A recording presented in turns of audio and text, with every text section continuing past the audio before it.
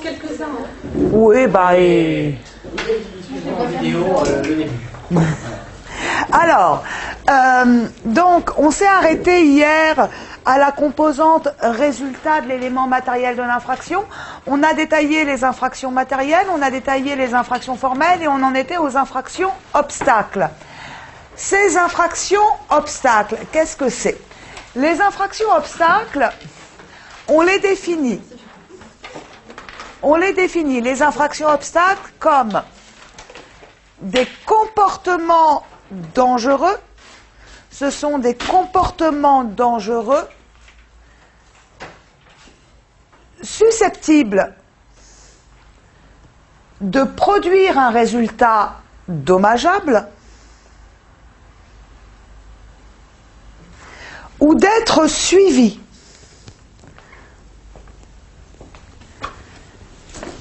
D'autres comportements pouvant produire un tel résultat, ou d'être suivis d'autres comportements pouvant produire un tel résultat, et incriminés à titre principal,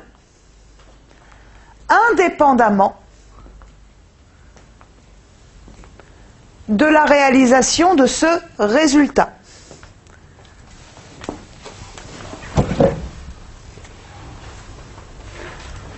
Alors, vous me direz que, a priori, c'est la même chose que les infractions formelles. Ce sont des infractions sans résultat. Oui, ce sont aussi des infractions sans résultat. Mais il y a trois différences fondamentales entre infraction obstacle et infraction formelle. Trois différences fondamentales entre infraction obstacle et infraction formelle.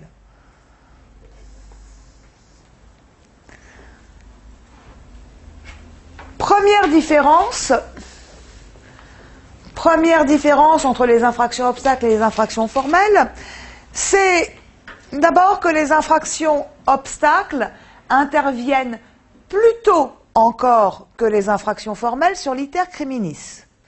Elles interviennent plus tôt encore que les infractions formelles sur l'iter criminis. Vous vous souvenez hier de notre schéma, l'iter criminis, l'infraction obstacle, c'est l'incrimination à titre d'infraction autonome, à titre principal, des simples actes préparatoires à la commission de l'infraction. C'est l'incrimination à titre principal des simples actes préparatoires à la commission de l'infraction. Donc l'infraction obstacle consommée, sur l'iter criminis, l'infraction obstacle consommée, elle se situe au niveau de la préparation des moyens d'action. Sur l'iter criminis, l'infraction obstacle consommée, elle se situe au niveau de la préparation des moyens d'action.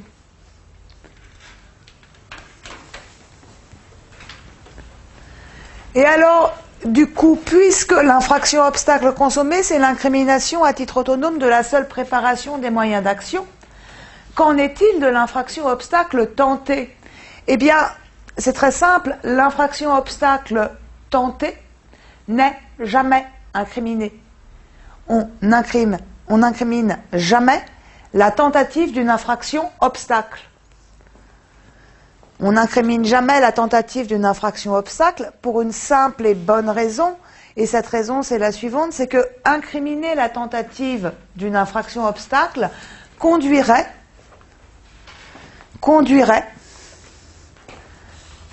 invariablement à incriminer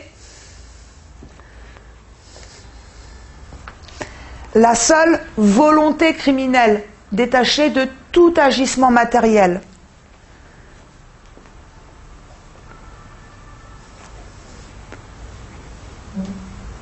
Or, cela n'est tout simplement pas concevable dans un état de droit.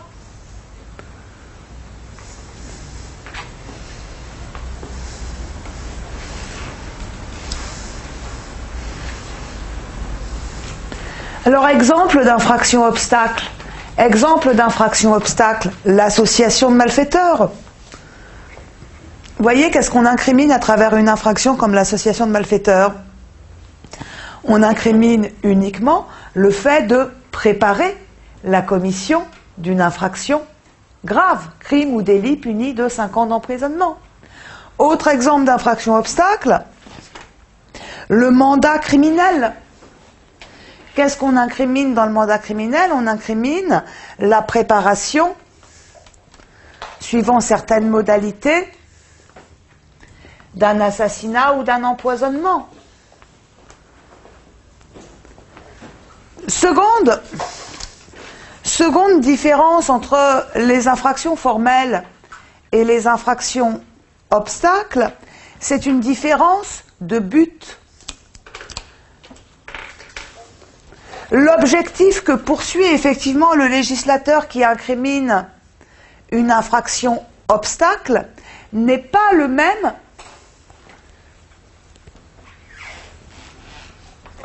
que celui qu'il poursuit lorsqu'il incrimine une infraction formelle.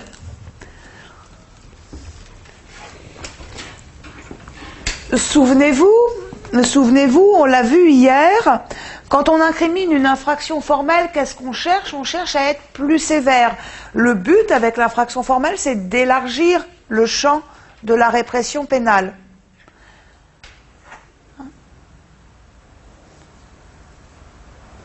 C'est pas ce qu'on cherche avec l'infraction obstacle. Alors on y arrive aussi, mais ce n'est pas le but poursuivi lorsqu'on érige une infraction en la forme d'une infraction obstacle.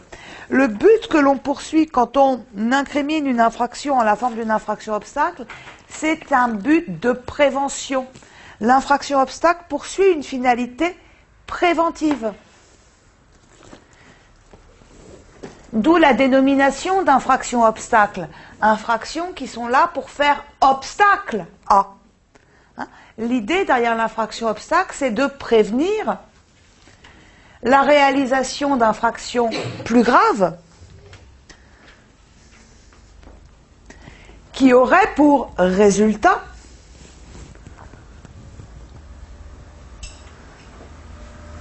de troubler gravement l'ordre public. Ce sont donc ici des infractions de prévention.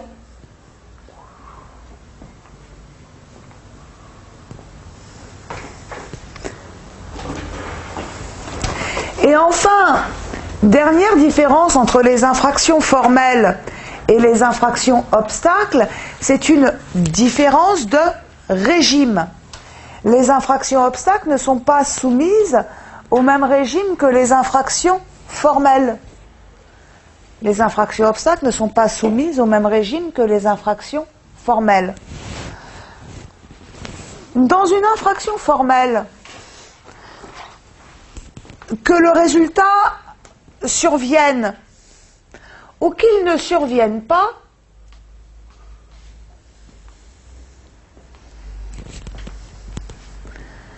cela ne change rien au fondement sur le terrain duquel sera poursuivi le délinquant. Que le résultat survienne ou qu'il ne survienne pas, cela ne change rien au fondement sur le terrain duquel sera poursuivi le délinquant. Regardez, j'administre des substances mortifères à la victime survit, je vais être poursuivi du chef d'empoisonnement. J'administre des substances mortifères à ma victime, la victime décède, je serai poursuivi du chef d'empoisonnement. Que le résultat survienne ou qu'il ne survienne pas, le risque pénal pour le délinquant est exactement le même. Avec l'infraction obstacle, c'est différent. Dans l'infraction obstacle, avec l'infraction obstacle, si le résultat survient, un changement de qualification pénale s'opère. Avec l'infraction obstacle, si le résultat survient, un changement de qualification pénale s'opère. En ce sens que l'auteur ne sera plus poursuivi sur le terrain de l'infraction obstacle, mais sur le terrain de l'infraction finale,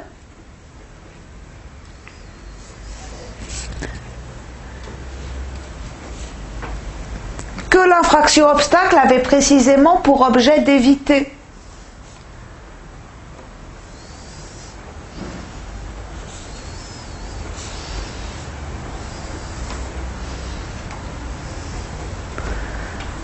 Alors, plus précisément, 3 mécanismes sont susceptibles de se mettre en œuvre lorsque survient le résultat d'une infraction obstacle. 3 mécanismes sont susceptibles de se mettre en œuvre lorsque survient le résultat d'une infraction obstacle. Premier mécanisme, l'infraction obstacle disparaît,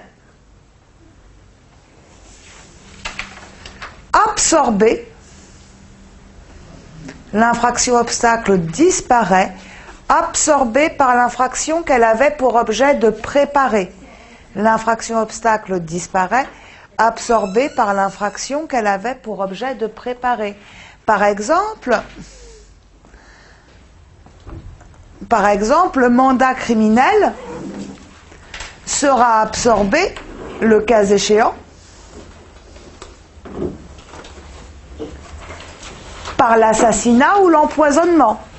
Par exemple, le mandat criminel sera absorbé, le cas échéant, par l'assassinat ou l'empoisonnement. Vous voyez, je remets des fonds à un tueur pour qu'il assassine telle personne et le tueur finalement ne commet jamais et ne tente jamais l'assassinat. Dans ce cas, je serai poursuivi sur le terrain du mandat criminel. Maintenant, imaginons que ce fameux tueur commette effectivement l'assassinat. Dans cette hypothèse, je serai poursuivi sur le terrain de la complicité d'assassinat. Voyez, la complicité d'assassinat absorbera la qualification de mandat criminel. Deuxième mécanisme susceptible de se mettre en œuvre,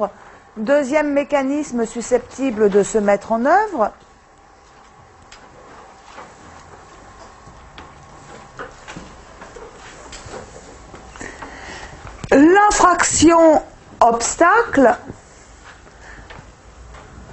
demeure mais se cumule avec l'infraction finale. L'infraction obstacle demeure mais se cumule avec l'infraction finale, avec laquelle elle sera en concours réel.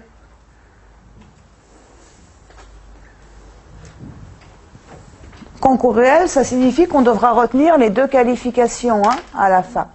C'est l'exemple des menaces suivies de violences. On pourra retenir à la fois les menaces et les violences qui ont suivi ces menaces. Enfin, dernier mécanisme, qui est le plus important car le plus couramment utilisé par le législateur,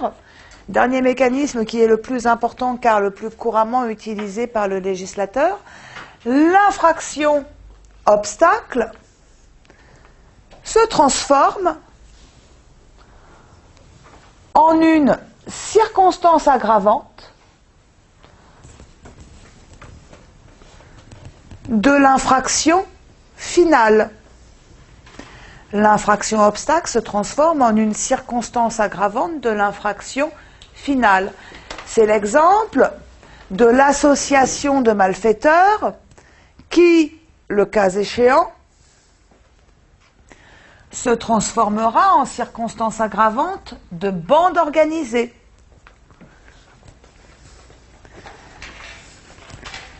C'est l'exemple de l'embuscade qui se transformera, le cas échéant, en circonstance aggravante de guet-apens.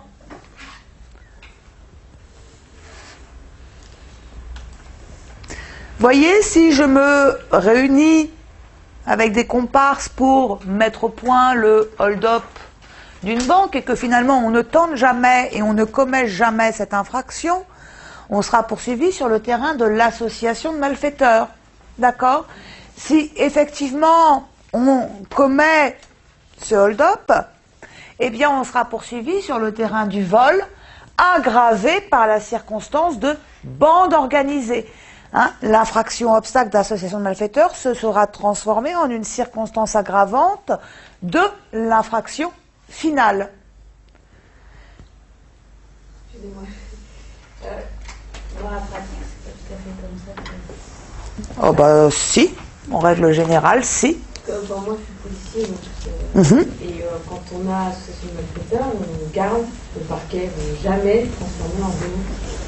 Jamais. Il garde toujours association de malfaiteurs et des vols.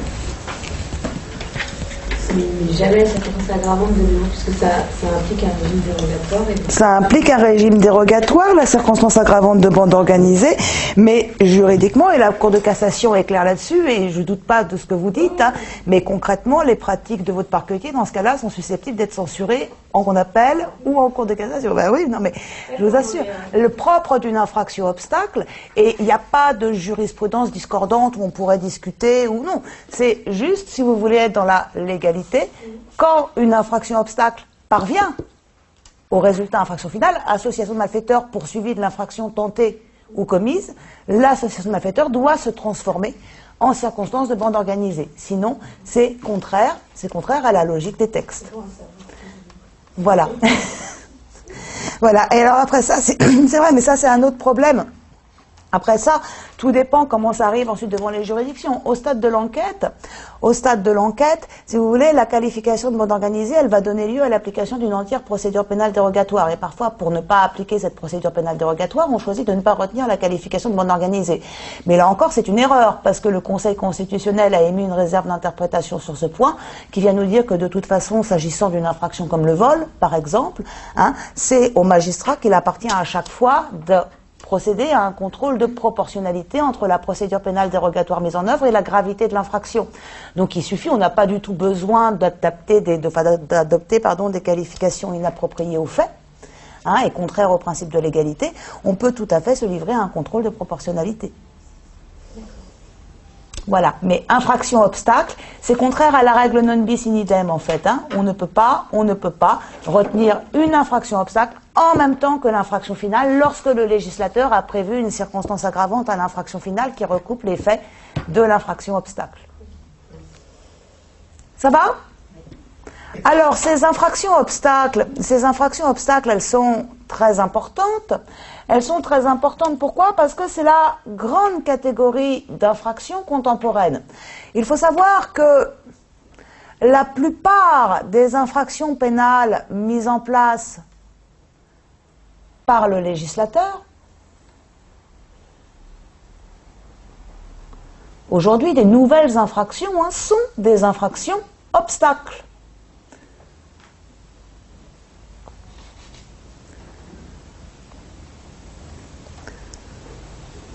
Alors les exemples sont nombreux. En 1994, on avait l'exemple du délit de risque causé à autrui. Loi du 9 mars 2004, on a eu le mandat criminel. Loi du 5 mars 2007, l'embuscade. Loi du 2 mars 2010, la participation à une bande dangereuse, etc., etc. Si bien qu'aujourd'hui, et je ne vous donne là que les exemples les plus significatifs, il y en a eu beaucoup plus que ça, de telle sorte que ces dernières années, les infractions obstacles que l'on retrouvait auparavant en matière contraventionnelle, hein, l'infraction obstacle, c'est sa matière reine, classiquement, c'est la contravention. On n'en retrouvait pas ou très très peu en matière correctionnelle. Eh bien, aujourd'hui, ces infractions obstacles, on les retrouve très nombreuses en matière correctionnelle. Ceux qui accréditent l'idée suivant laquelle émergerait un droit pénal de type préventif,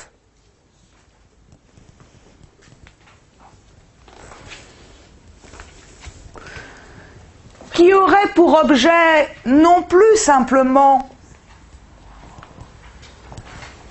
la punition de l'auteur du trouble, Droit pénal de type préventif qui aurait pour objet non plus simplement la punition de l'auteur du trouble, mais dont la fonction consisterait également aujourd'hui à prévenir le risque. Alors, est-ce que c'est la mission traditionnelle du droit pénal que de prévenir un risque? C'est la mission de qui? Non, pas du juge civil non plus. Voilà, c'est la mission, la prévention des risques, c'est la mission des titulaires des pouvoirs de police administrative.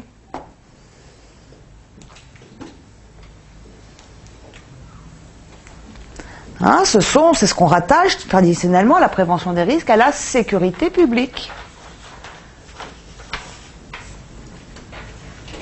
Ok ? Bien. Donc, le mouvement général sur le résultat, vous l'avez compris, le mouvement général sur le résultat, quel est-il? C'est une multiplication, une prolifération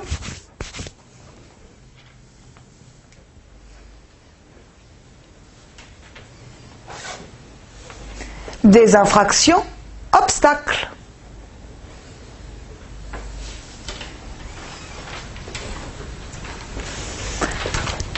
De telle sorte que cette évolution pose finalement la question de savoir si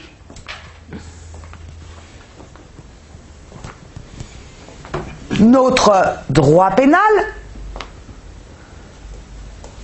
devient un droit pénal subjectif. Hein, la question que pose in fine la thématique du résultat, c'est celle du passage d'un droit pénal de type objectif à un droit pénal de type subjectif. D'un droit pénal que l'on qualifiait traditionnellement droit pénal objectif de droit pénal du crime, à un droit pénal beaucoup plus subjectif que l'on qualifie de droit pénal du criminel. D'un droit pénal de type punitif à un droit pénal de type préventif. Alors, qu'en est-il? Est-ce que l'on a, oui ou non, opéré le passage à un droit pénal de type subjectif? Non. On est toujours aujourd'hui dans un droit pénal du point de vue du résultat qui est très largement dominé par les conceptions objectives de l'infraction. La plupart des infractions pénales demeurent aujourd'hui des infractions matérielles. Néanmoins, il est certain que si la tendance que l'on a constatée ces dernières années, qui consiste à faire naître des infractions sans résultat de plus en plus nombreuses, se poursuit.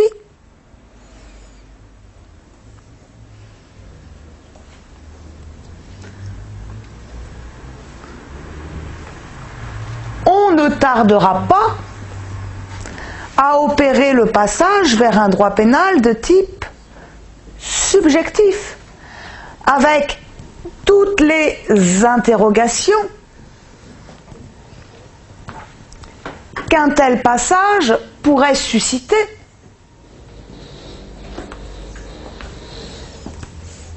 Du point de vue des droits et libertés, puisque par définition, quand on intervient sur une infraction obstacle, on intervient très en amont de la réalisation d'un quelconque trouble.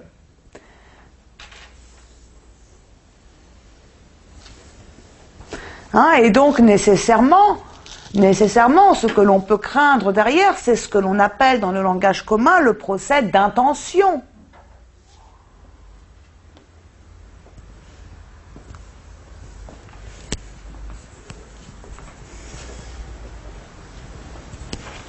Hein, et donc l'arbitraire.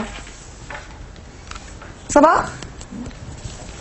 Voilà donc ce qu'il faut retenir dans la perspective de la dissertation de cette notion très importante de résultat en droit pénal. Des questions sur tout ça? Dernière composante de l'élément matériel, petit c, donc le lien de causalité. Une question par rapport à ça, si par exemple on avait une dissertation sur le résultat, sur quelque chose oui. de résultat, est-ce que par exemple en conclusion, on peut, avec la prétention de forme voulue, émettre un avis, mais émettre une hypothèse sur comment équilibrer ces deux pôles, c'est-à-dire... Non, encore une fois, c'est pas, on vous demande pas en dissertation de trouver des remèdes à tous les maux de la société. Hein. Il faut aborder l'exercice avec beaucoup plus de simplicité. On vous demande de dresser un compte-rendu fidèle du droit positif, en discernant plus ou moins ce qui se passe. Et déjà, ça, peu y parviennent. Vous voyez, c'est tout. C'est tout. Si vous y parvenez convenablement, vous aurez 18. Hein. C'est pas compliqué. Hein. Puis de toute façon, les remèdes, bien malin, celui qui saura les trouver. Hein. Je veux dire, pour le coup, parce que ces infractions obstacles, on en a besoin malgré tout. Hein.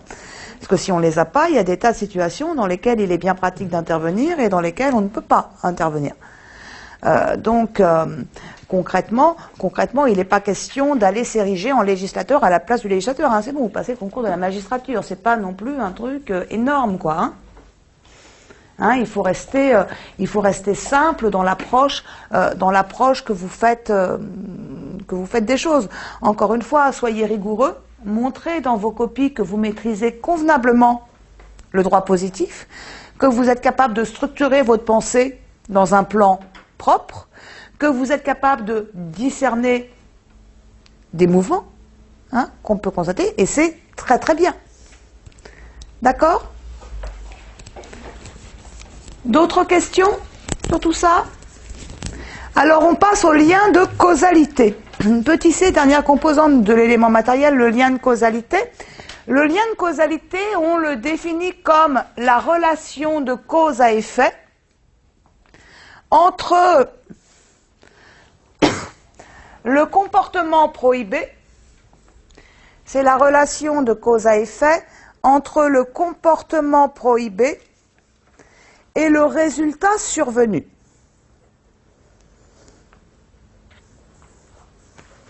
Deux choses sur le lien de causalité en droit pénal. Première chose, le lien de causalité en droit pénal doit toujours être certain. Le lien de causalité en droit pénal doit toujours être certain. Alors, une première remarque, je ne voulais pas préciser parce que ça tombe sous le sens, mais tout de même, le lien de causalité, on ne va le chercher que dans les infractions qui supposent la survenance d'un résultat. Hein. D'accord? Par définition. Hein. Si votre infraction est sans résultat, vous n'allez pas chercher une relation de cause à effet entre le comportement et rien. Ça n'a aucun sens. Hein. Donc, par définition, le lien de causalité, on ne va le chercher que dans les infractions dites matérielles. Bien. Donc, le lien de causalité doit toujours être certain. Là encore, ça s'explique assez facilement. Pourquoi? Parce qu'en droit pénal, on ne peut pas condamner sur le fondement de simples probabilités, de simples possibilités. On ne peut pas condamner sur le fondement de simples probabilités, de simples possibilités. Le comportement doit être de manière certaine à l'origine du résultat.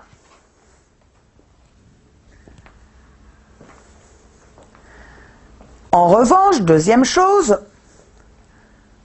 le lien de causalité peut être soit direct, soit indirect.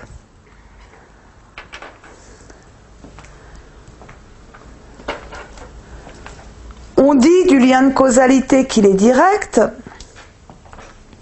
toutes les fois où il peut être établi en application de la théorie de la proximité des causes.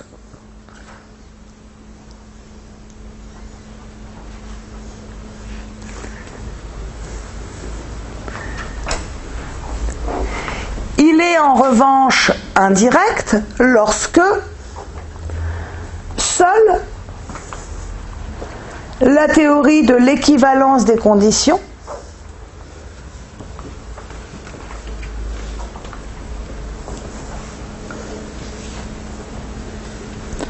est de nature à le caractériser.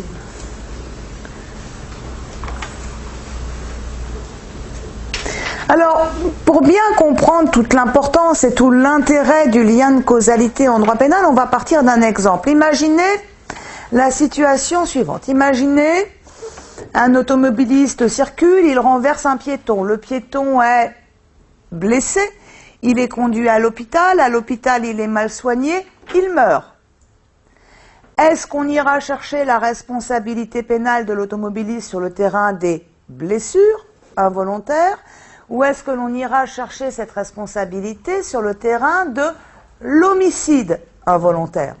Eh bien, ça dépend de la conception de la causalité que retient le droit pénal. Un droit pénal qui exige que le lien de causalité soit démontré par la proximité des causes, qui exige un lien de causalité direct, ira chercher la responsabilité sur le terrain des blessures involontaires. À l'inverse, un droit pénal qui se contente de la théorie de l'équivalence des conditions, lui, pourra retenir la responsabilité sur le terrain de l'homicide involontaire. Donc, ce qu'il faut comprendre et retirer de tout ça, c'est que le lien de causalité est un véritable outil de politique criminelle.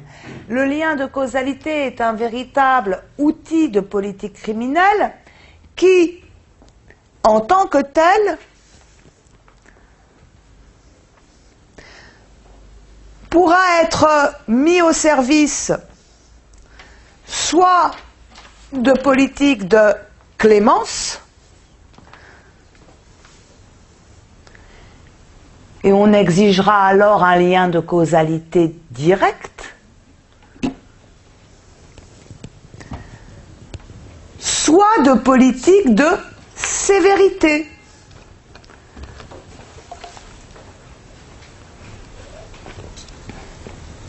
Et on se contentera alors d'un lien de causalité indirect.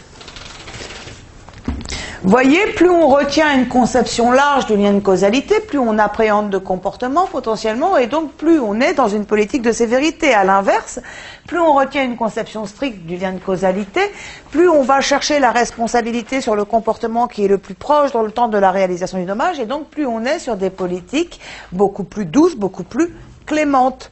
Alors, comment se positionne notre droit pénal s'agissant du lien de causalité entre ces deux conceptions? Eh bien, la position du droit pénal français sur ce point est nuancée. Il faut distinguer, s'agissant des infractions intentionnelles,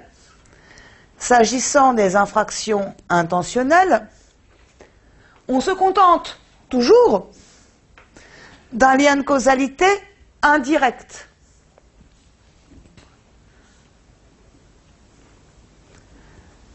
Et donc la causalité est ici placée au service de la sévérité. Regardez, je reprends mon exemple de tout à l'heure. Imaginez que ce piéton, que l'automobiliste a renversé, il le connaissait et c'est volontairement dans l'intention de le tuer qu'il l'a renversé. Il ne l'a que blessé, le piéton est conduit à l'hôpital, il est mal soigné, il meurt.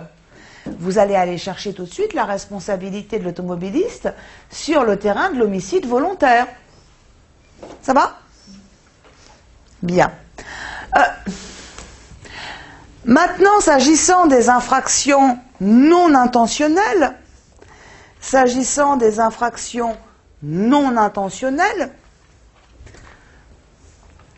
depuis la loi du 10 juillet 2000, s'agissant des infractions non intentionnelles, depuis la loi du 10 juillet 2000, on a retenu une conception beaucoup plus souple du lien de causalité. Une conception beaucoup plus souple, beaucoup moins sévère, du lien de causalité. Puisque le législateur vient nous dire que toutes les fois où l'auteur aura commis une faute d'imprudence ordinaire, toutes les fois où l'auteur aura commis une faute d'imprudence ordinaire,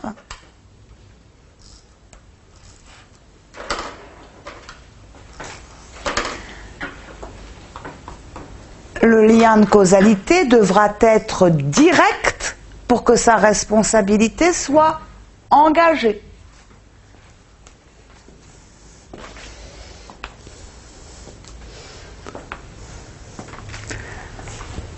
Ce n'est que lorsque l'auteur aura commis une faute d'imprudence qualifiée, donc une faute d'imprudence plus grave que la faute d'imprudence ordinaire, que l'on pourra se contenter d'un lien de causalité indirect.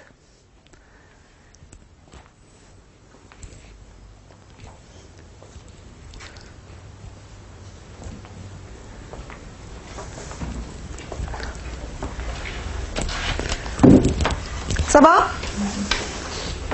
Oui, c'est bien compris sur la causalité.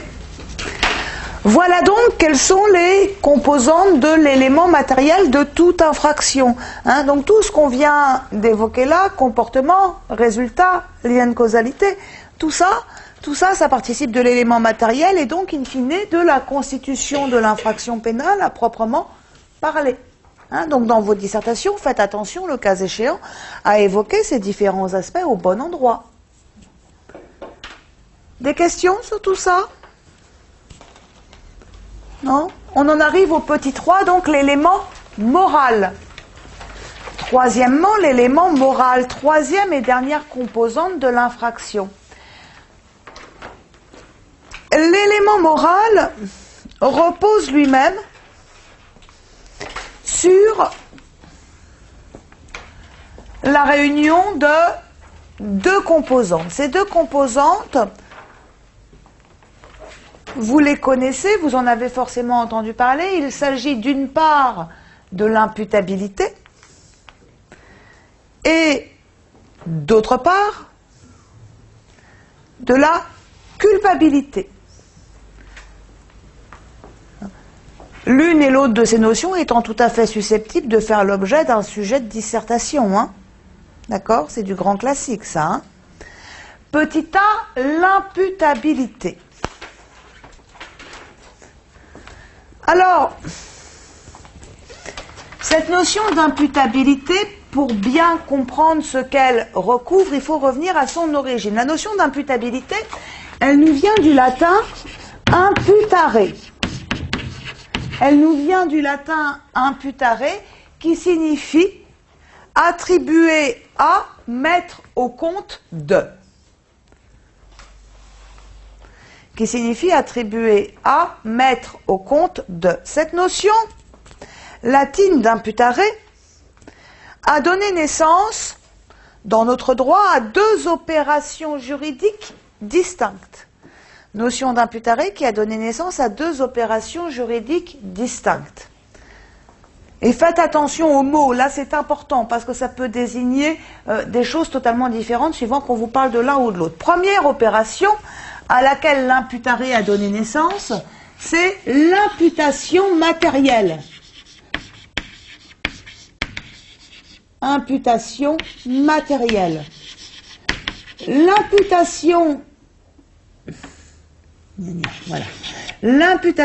matérielle, c'est cette opération qui va consister à rattacher matériellement un acte à son auteur. C'est cette opération qui consiste à rattacher matériellement un acte à son auteur. L'expression moderne de l'imputation matérielle, c'est ce qu'on vient de voir, c'est le lien de causalité.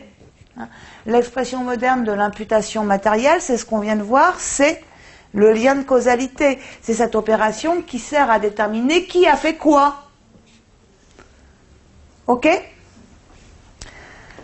Une fois que l'on a matériellement rattaché l'acte à son auteur,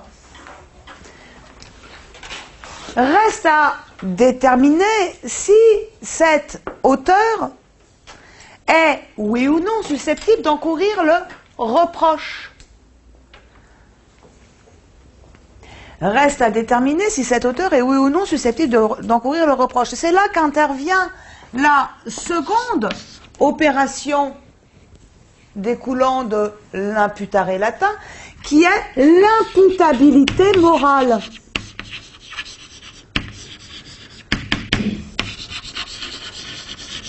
Donc une fois qu'on a matériellement rattaché l'acte à son auteur grâce à l'imputation, on va mesurer son imputabilité morale.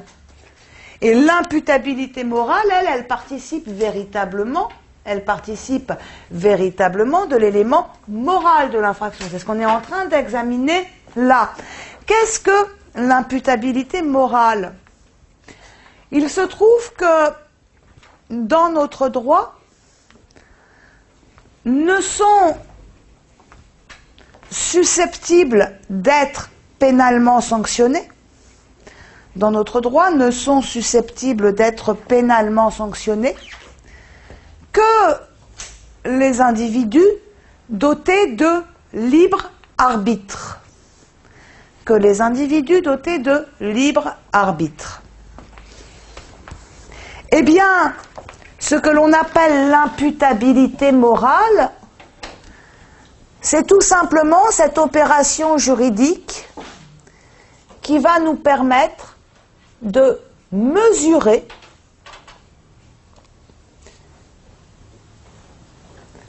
le libre arbitre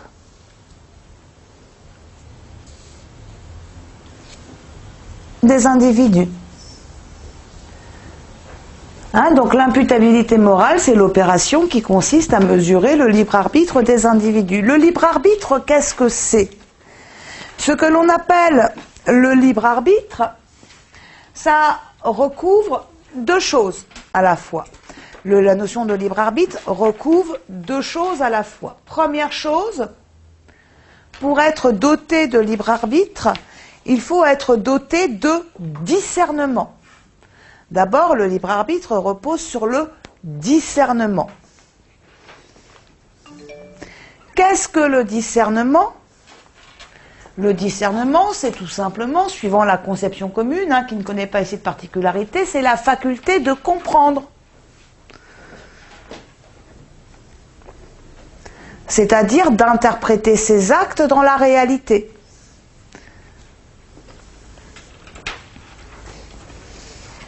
Ok? Deuxième composante du libre arbitre, deuxième chose qui caractérise le libre arbitre à côté du discernement, c'est la volonté. À ne pas confondre avec ce que l'on appelle l'intention, ça ne recouvre pas du tout les mêmes choses. Deuxième composante, c'est la volonté, c'est-à-dire la capacité de vouloir.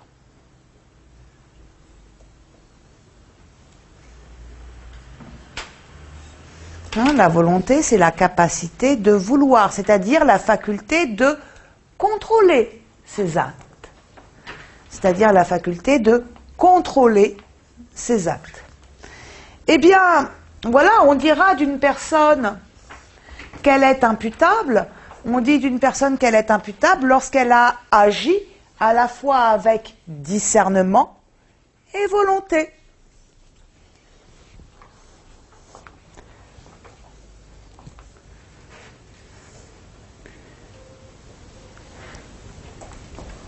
Cette définition de l'imputabilité, elle n'est pas posée par le législateur, elle a été posée par la jurisprudence. Et son origine, il faut la connaître, parce que c'est un des grands arrêts du droit pénal, c'est l'arrêt Laboube, L-A-B-O-U-B-E, du 13 décembre 1956. C'est l'arrêt Laboube, L-A-B-O-U-B-E, du 13 décembre 1956, qui, pour la première fois, a énoncé cette règle selon laquelle toute infraction suppose, vous pouvez mettre entre guillemets, toute infraction suppose que son auteur ait agi avec intelligence et volonté. Toute infraction suppose que son auteur ait agi avec intelligence et volonté.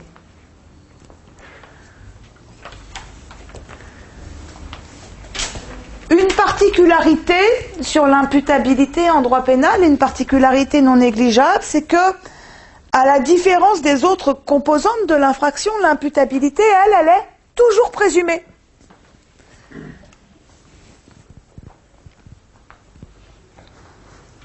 L'imputabilité, elle est toujours présumée. Pourquoi? Deux raisons à cela. Deux raisons. La première raison de cette fameuse présomption d'imputabilité, la première raison, c'est une raison de vraisemblance.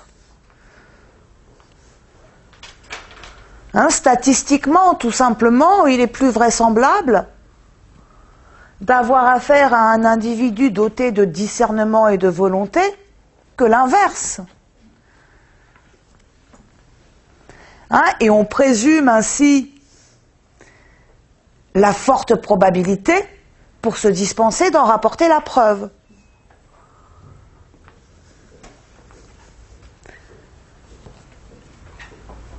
La seconde raison, c'est une raison pragmatique.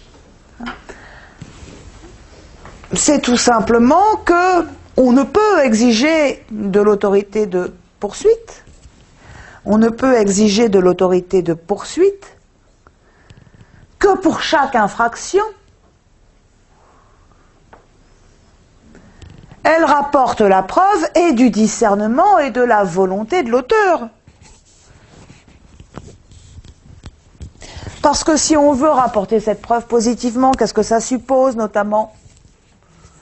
Ça suppose que soient mises en œuvre des expertises.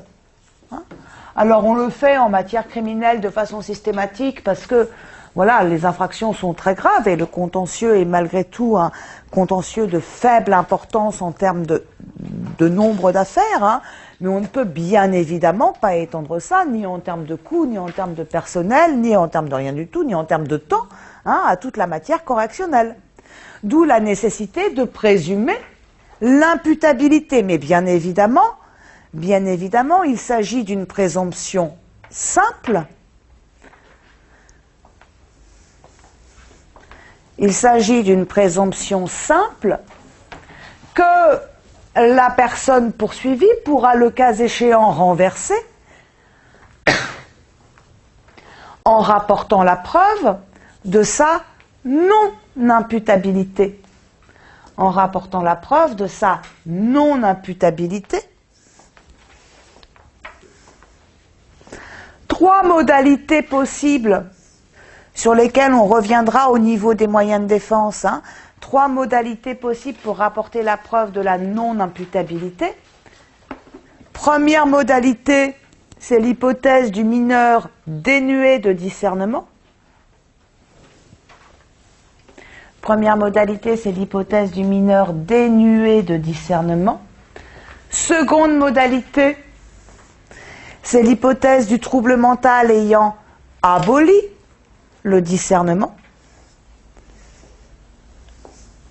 Et troisième modalité, c'est l'hypothèse de la contrainte. Comprenez bien que lorsqu'effectivement on parviendra à rapporter la preuve de la non-imputabilité, l'une des composantes majeures de l'infraction, de l'élément moral de l'infraction fera défaut, donc pas d'imputabilité, pas d'élément moral, et si pas d'élément moral, l'infraction n'est tout simplement pas constituée. D'accord? Alors, sous un angle maintenant plus théorique, comment rattacher cette question de l'imputabilité à une des grandes problématiques classiques du droit pénal? Sous un angle plus théorique, il faut bien se rendre compte que le simple fait de faire produire effet à l'imputabilité, le simple fait de faire produire effet à l'imputabilité, c'est la marque d'une conception subjective de l'infraction. C'est la marque d'une conception subjective de l'infraction. Pourquoi? Parce que, tout simplement, c'est le signe de ce que l'on ne s'intéresse pas simplement à la matérialité des faits.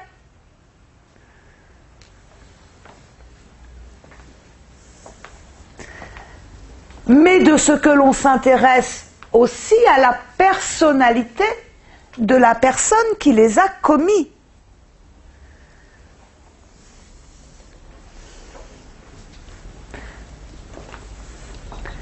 Hein? Donc, dites-vous bien, sur cette question de l'imputabilité, c'est que l'on attache à l'imputabilité des effets de clémence, ou qu'au contraire, on lui attache des effets de sévérité. On est toujours dans l'un comme dans l'autre cas, on est toujours dans le subjectivisme. Une conception objective, elle ne se poserait pas du tout la question de l'imputabilité. Hein, un droit pénal purement objectif, il regarderait quels ont été les faits commis, et puis on ne se demanderait pas si la personne est mineure, si elle a subi un trouble mental, etc. Peu importe. Hein, ce qui compte pour les objectivistes, c'est ce qui a été fait. Ok?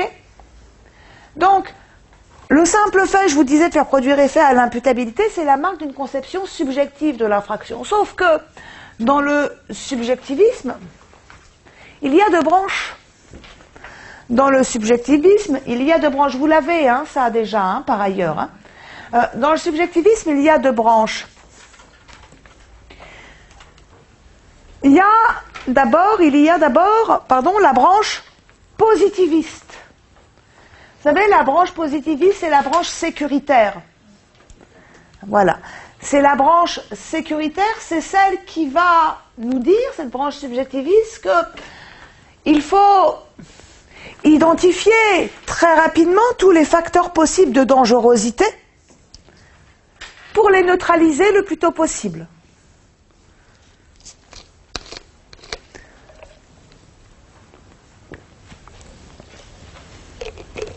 Hein, l'idée étant ici avant tout,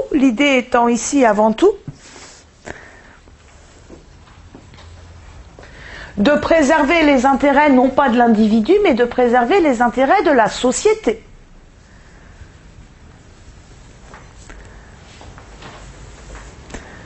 Donc cette branche subjectiviste, qu'est-ce qu'elle va nous dire au regard de l'imputabilité? Elle va nous dire, si cette personne, par exemple, n'a pas de discernement, elle est encore plus dangereuse que les autres, puisqu'elle ne comprend rien à ce qu'elle fait, puisqu'elle ne contrôle pas ses agissements.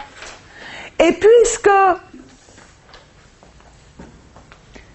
le défaut d'imputabilité ici sera regardé comme la source d'une dangerosité plus grande,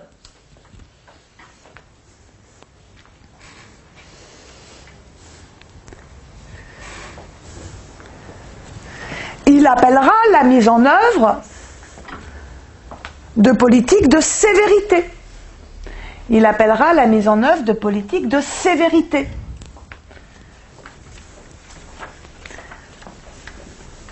Mais dans le subjectivisme, il y a également une deuxième branche, seconde branche du subjectivisme, c'est la branche défense sociale, Marc Ancel, 1945.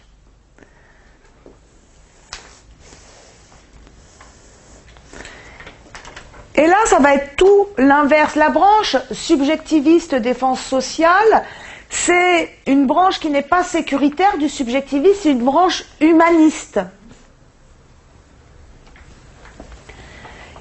Et les subjectivistes défense sociale vous diront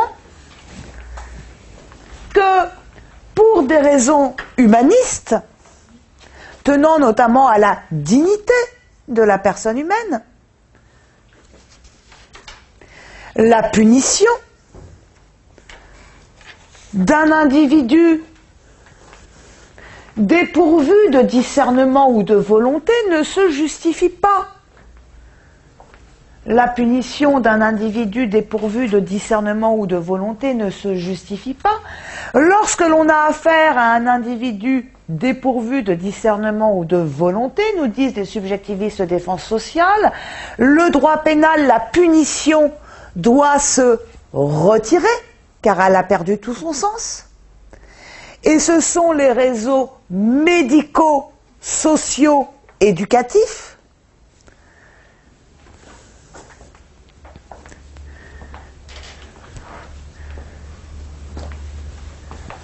qui doivent prendre le relais dans le traitement, non plus de l'infraction, puisque ce n'est plus une infraction, mais du fait dommageable, par des mesures d'éducation, si on a affaire à un mineur, par des mesures de soins, par des mesures de réinsertion. Ça va? Donc, voilà quelles sont les deux grandes conceptions. Mais c'est le problème éternel du droit pénal, pas simplement sur la thématique de l'imputabilité, mais au-delà. C'est l'éternelle tension du droit pénal entre sécurité, on fait passer les intérêts de la société avant ceux des individus, et humanisme, on fait passer les intérêts de l'individu avant ceux de la société. Ça va? Alors, où est notre droit pénal à nous, dans tout ça? Où est notre droit pénal à nous? Eh bien, notre droit pénal à nous, comme toujours, sa position est nuancée, et elle oscille entre ces deux objectifs, et elle oscille entre ces deux branches. Il faut savoir que très longtemps, et alors là, je dis très longtemps à partir de la Révolution, je ne vous fais pas tout l'ancien droit, hein, on s'en fout un peu, hein. On va partir de 1791, ça sera très bien. Très longtemps, ce sont les thèses défense sociale, très longtemps, ce sont les thèses défense sociale, donc ce subjectivisme doux, hein, qui ont dominé la question de l'imputabilité.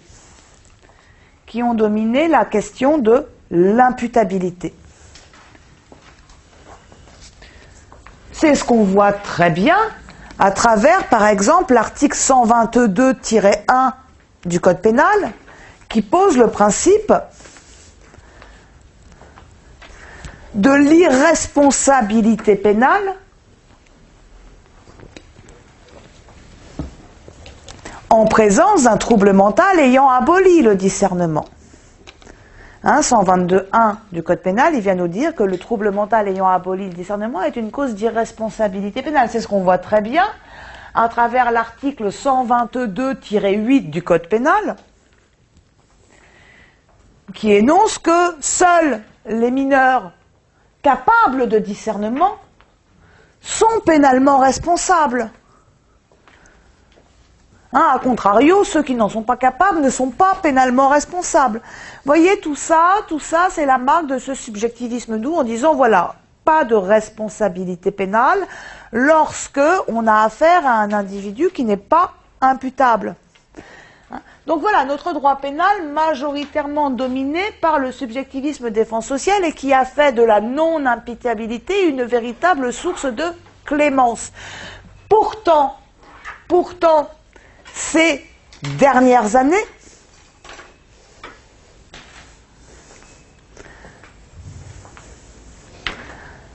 on a vu apparaître dans notre droit les premiers signes du subjectivisme sécuritaire, du subjectivisme positiviste sur cette thématique de l'imputabilité.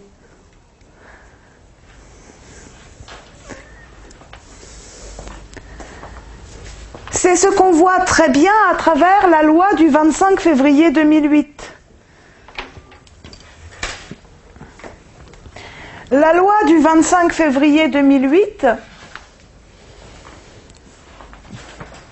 c'est cette fameuse loi qui met en place ce qu'on appelle la procédure de déclaration d'irresponsabilité pénale pour cause de trouble mental. 25 février 2008, déclaration d'irresponsabilité pénale pour cause de trouble mental.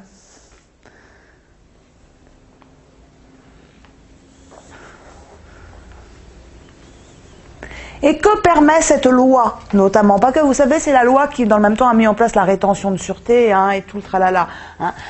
Mais on l'a beaucoup moins commenté sur cet aspect-là, alors que c'est au moins tout aussi important. Cette loi du 25 février 2008, elle prévoit la possibilité pour le juge répressif de prononcer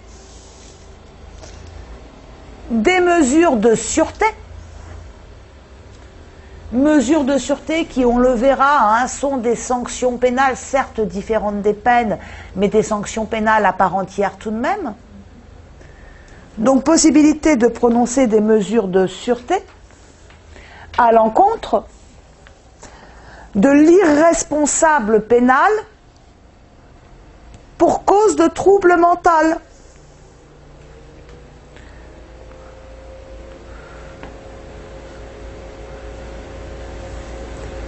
Donc le juge pénal peut désormais sanctionner pénalement, en la forme de mesures de sûreté, la personne qui pourtant n'est pas pénalement responsable. C'est la sanction sans infraction.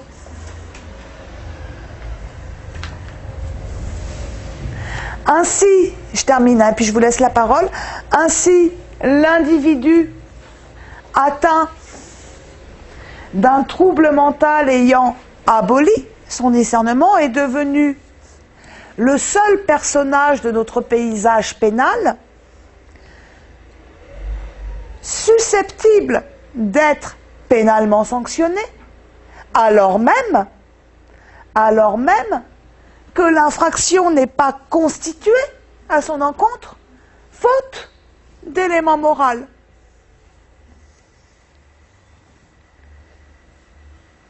Voyez là la première marque, la première branche de ce subjectivisme sécuritaire.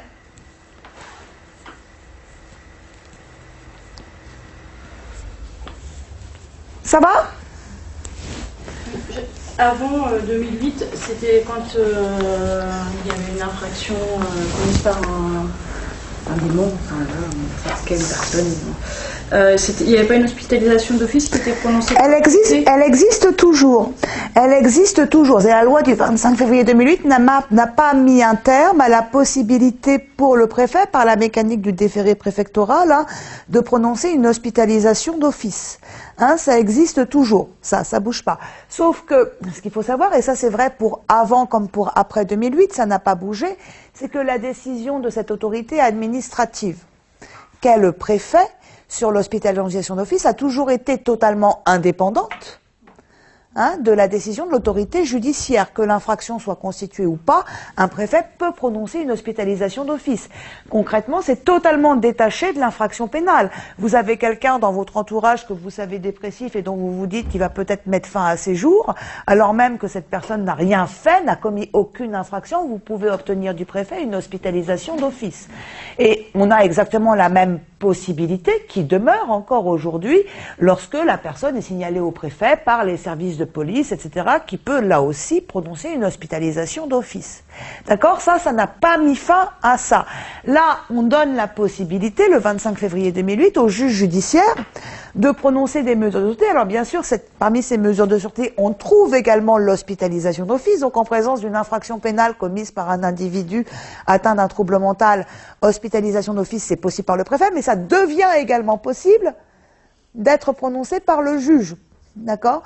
Et en plus de ça, ce n'est pas la seule sanction encourue par la personne atteinte d'un trouble mental ayant aboli son discernement, puisqu'on peut prononcer à son encontre d'autres mesures de sûreté qui, quand on regarde ces mesures qui ont été prévues par la loi du 25 février 2008, sont finalement extrêmement proches des peines alternatives ou complémentaires. On va pouvoir prononcer une confiscation, on va pouvoir prononcer une interdiction de séjour dans certains lieux, une interdiction de rencontrer certaines personnes, etc., etc. Ce qui est un petit peu, ce qui me paraît ennuyeux, je trouve ça totalement normal qu'une société se protège en empêchant de nuire les individus qui sont dangereux. Bien évidemment, on ne peut pas laisser courir dans la nature des profonds psychopathes dont on sait très bien qu'ils vont finir par trucider une partie de leur entourage ou de leur environnement. Bien sûr, là où ça devient embêtant, me semble-t-il, c'est que c'est pas au droit pénal de faire ça.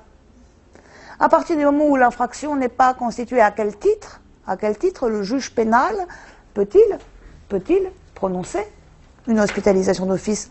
Le préfet, on comprend très bien pourquoi il peut la prononcer. Pourquoi? Parce qu'il est chargé d'assurer la sécurité publique. Parce qu'il est chargé d'assurer la sécurité publique. C'est son pouvoir.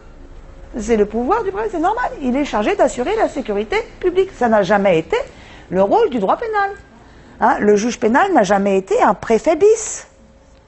Vous voyez, c'est le principe de la séparation des fonctions administratives et judiciaires.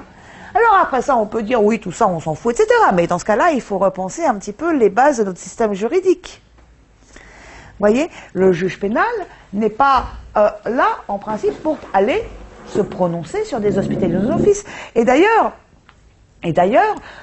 les magistrats, la plupart, sont très très hostiles à ça. Ils le font avec beaucoup de prudence parce que concrètement, c'est extrêmement lourd de conséquences d'aller prononcer l'hospitalisation d'office de quelqu'un.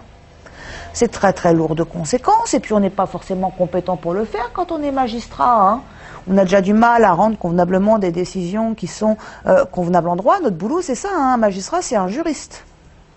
C'est pas un médecin, c'est pas un psychiatre, c'est un juriste. Il est là pour appliquer le droit le plus correctement possible. Là, et donc, effectivement, quand il s'agit d'avoir recours à l'hospitalisation d'office, c'est un petit peu compliqué tout de même. Hein, c'est pas là le rôle du juge pénal. Ça va ? Sur cette question de l'imputabilité ?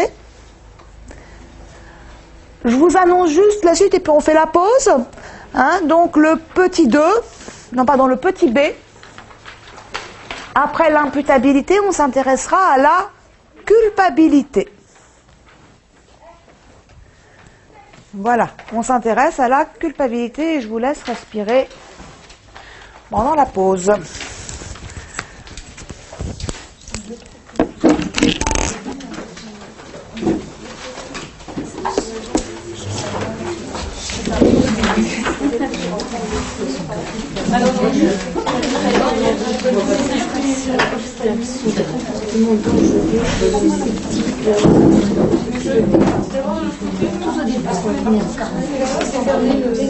Avant,